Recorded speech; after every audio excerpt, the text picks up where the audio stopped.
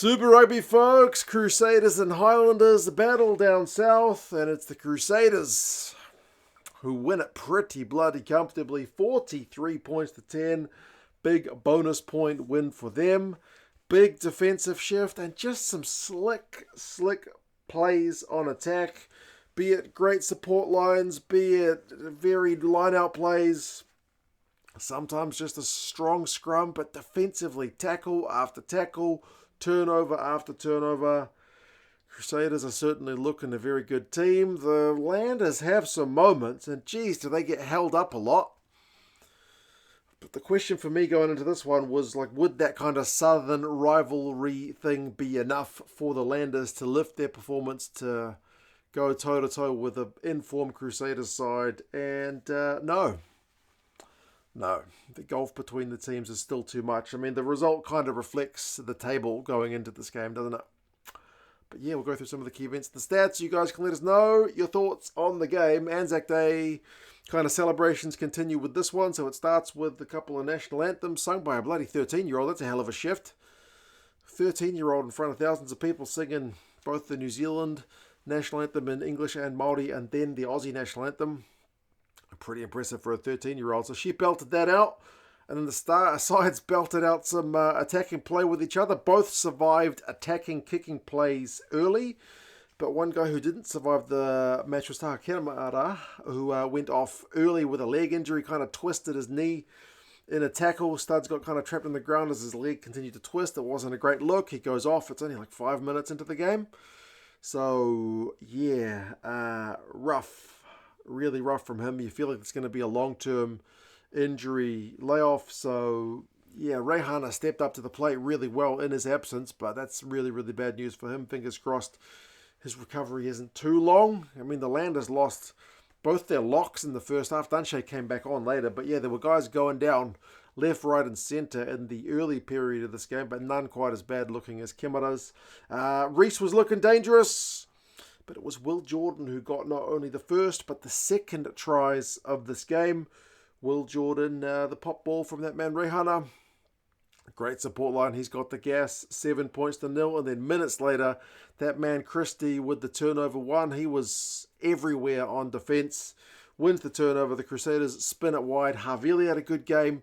Tip pass wide to keep the ball moving around the Highlanders' defence. Springer down the left wing and Jordan in the right place at the right time to provide the gas for the support. And 14 points to 0. Cracking start from the Crusaders, but they didn't have it all their way. I mean, Damon Murphy is not a man to muck around with his yellow cards. My Blues played pretty terribly yesterday, but I felt that game, the ref could have been a little bit more quick draw with his yellows if teams are infringing. Damon Murphy doesn't muck around. As soon as Cody Taylor had kind of a cynical infringement, boom, he was gone for 10 minutes.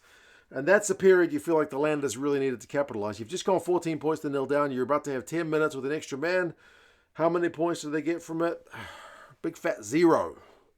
They got close, but the Crusaders' defence is determined. They get nothing from it. And then to add salt in the wound, Cody Taylor comes back on and within moments is over the try line with a try. Yeah, I love it from the Crusaders because it's a pretty sweet try. You think for sure it's attacking line out in Highlanders territory. They're just going to maul it, try to boss them up front. But nah, they did a kind of a quick play where they got the ball out the line out, pop pass, and then next phase able to send Taylor over. So a bit of variation at line out. I love to see that. So very pleasing, Crusaders. You're an attractive team to watch, and I love your defensive shift. 21-0. Highlanders did have a bunch of pressure before half-time, but that man Taylor was also able to win a penalty at the breakdown to take it into the sheds, 21 points to 0. The turnovers won is 6-zip at half-time to the Crusaders. They have been brutal. The line breaks is 3-1 Crusaders. The tackle count's 101-77. Crusaders doing more defending. Turnovers conceded as 10-5 with the Highlanders coughing up more ball. Losing the locks didn't help, but like I said, the Crusaders losing their playmaker didn't help either. So, yeah, it's been a pretty good first half from the Crusaders. Less so for the Highlanders. Second half, it takes them a while to score the Highlanders. And, the Crusaders went for a penalty to make it basically a 4-score game. took it out to 24-0. That was kind of after a bizarre scrum penalty where Damon Murphy had signalled the Landers way, but then reversed it. I'm not sure if he got a word in his ear from his AR. But, yeah, a few minutes earlier, the Landers had been held up over the Crusaders line again. So they don't take their chances. Crusaders go back down the other end, pick up some points. Landers win about 15 phases after the hour mark. They're still scoreless at this point. It's Tawatawa Nawai, who had an immense game. He's always big on the tackle, big on the turnover, big on the carries. He was bad with the decision making because he had guys outside him for days. They had an overlap. He basically just needed to spin it, and the Landers would have surely scored their first try.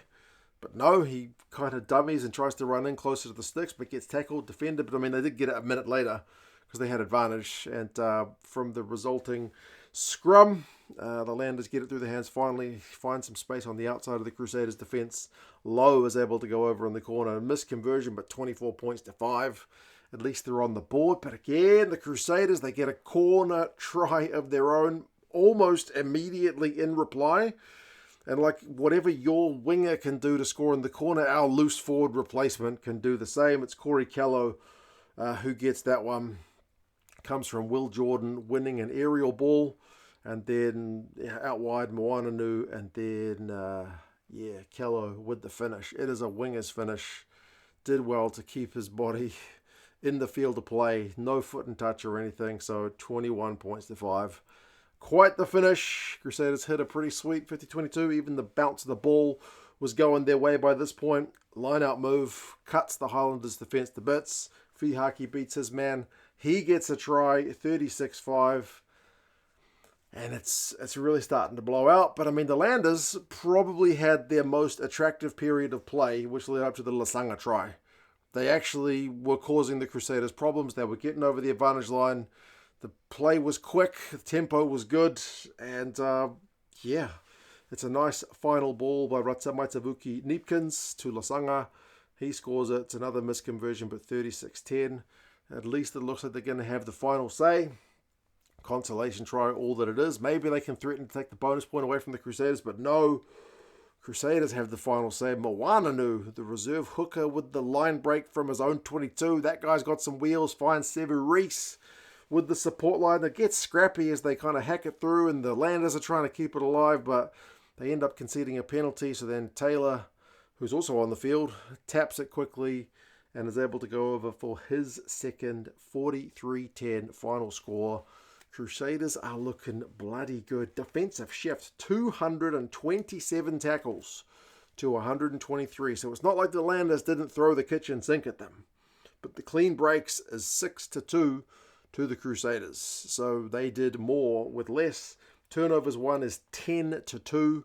They were brutal, and both those two turnovers and Tawatawa Nawai's ones. Landers had more possession, more territory, way fewer points, more held ups, which is not a great stat, but speaks volumes for the Crusaders' defence. Leo Willie continues to be immense. He has a couple of clean breaks, which is joint with the Landers' entire side. He has 77 metres too. Christie, 28 tackles, 2 turnovers, 1 phenomenal defensive player. Tawatawa Nawai, like I mentioned, is everywhere, barring that kind of not the best decision-making to not pass that ball. 19 carries, the most for the game. 2 turnovers, 1, which is both for the Landers, and 8 defenders beaten. Maybe if Tangitau's there, that gives the Landers that little bit of extra X factor, because that guy has been phenomenal this season, but he's out injured. They could have used him. Not saying it would have been a difference, but they could have used them. Will Jordan, 70 metres, 3 defenders beaten. Yeah, some standout performers from some standout Crusaders players. And like I said, Rehana stepping up and pulling the strings. Did really well. No James O'Connor this week. Crusaders now get to go on the bye, refresh themselves before they get back into action. And the Highlanders will be at home to Moana Pacifica. So that'll be an interesting game in itself. You guys let us know your thoughts on the game. How are the Crusaders going to go? Is it all likely that they're going to face the Chiefs in a final? Points difference, bonus points, all that stuff is going to be very important between those two sides between now and the end of the season, one would feel. But anyway, I'm off to watch the Canes, the Brumbies. You guys take care. Talk to you again soon. See you later.